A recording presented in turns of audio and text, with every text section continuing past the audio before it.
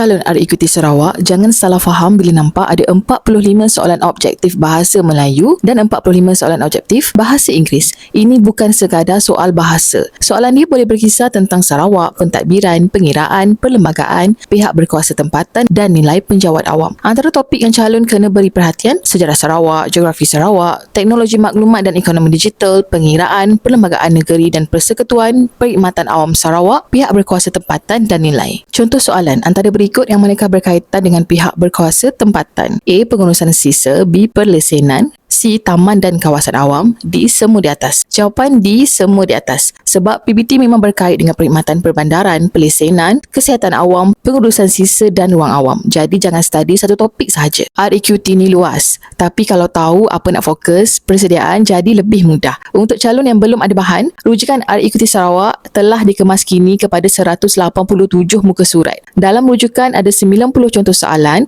nota Sarawak dan persekutuan, topik matematik popular, formula ringkas, nota bahasa Inggeris kerja dan info lengkap penjawatan grade 1 hingga 9. Tambahan terbaru pula ada 40 soalan psikometrik bahasa Inggeris, 10 soalan bonus pengiraan dan 7 tambahan nota. Nak rujukan? Klik link di bio ataupun di MCSU.